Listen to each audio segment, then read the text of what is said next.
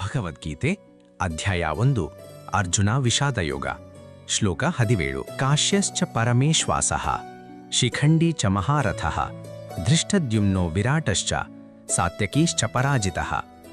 ಅನುವಾದ: ಅತ್ಯುತ್ತಮ ಧನುರ್ಧಾರಿಯಾದ ಕಾಶಿರಾಜನು, ಮಹಾರಥನಾದ ಶಿಖಂಡಿ, ಧೃಷ್ಟದ್ಯುಮ್ನನು, ವಿರಾಟರಾಜನು ಹಾಗೂ ಎಂದಿಗೂ ಸೋಲದ ವೀರನಾದ ಸಾತ್ಯಕಿಯು ತಮ್ಮ ತಮ್ಮ ಶಂಖಗಳನ್ನು ಊದಿದರು. ಅವರ ಶಂಖನಾದವು ಪಾಂಡವ ಸೇನೆಯ ಉತ್ಸಾಹ, ಧೈರ್ಯ ಮತ್ತು ಧರ್ಮಯುದ್ಧದ ದೃಢ ಸಂಕಲ್ಪವನ್ನು ಘೋಷಿಸಿತು. ಇದರ ಭಾವಾರ್ಥ ಹೀಗಿದೆ: ಈ ಶ್ಲೋಕದಲ್ಲಿ ಸಂಜಯನು ಕಾಶಿರಾಜ, ಶಿಖಂಡಿ, ಧೃಷ್ಟದ್ಯುಮ್ನನು, ವಿರಾಟರಾಜನು ಹಾಗೂ ಸಾತ್ಯಕಿ ಎಂಬ ಮಹಾನ್ ಯೋಧರನ್ನು ಉಲ್ಲೇಖಿಸುತ್ತಾನೆ. ಇವರೆಲ್ಲರೂ ಧರ್ಮದ ಪರವಾಗಿ ಪಾಂಡವರೊಂದಿಗೆ ಯುದ್ಧಕ್ಕೆ ಸಜ್ಜಾಗಿದ್ದರು.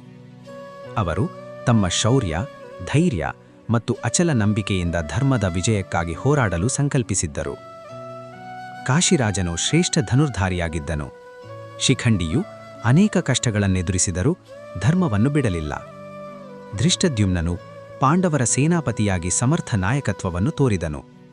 ವಿರಾಟರಾಜನು ಸಂಕಷ್ಟದ ಸಮಯದಲ್ಲಿ ಪಾಂಡವರಿಗೆ ಆಶ್ರಯ ನೀಡಿ ಧರ್ಮದ ಪರವಾಗಿ ನಿಂತನು. ಸಾತ್ಯಕಿಯು ಶ್ರೀಕೃಷ್ಣನ ಭಕ್ತನಾಗಿ ಧೈರ್ಯ ಮತ್ತು ನಿಷ್ಠೆಯ ಪ್ರತೀಕನಾಗಿದ್ದನು. ಮುಂದಿನ ಸಂಚಿಕೆಯಲ್ಲಿ 18ನೇ ಶ್ಲೋಕವನ್ನು ಆಳವಾಗಿ ತಿಳಿಯೋಣ.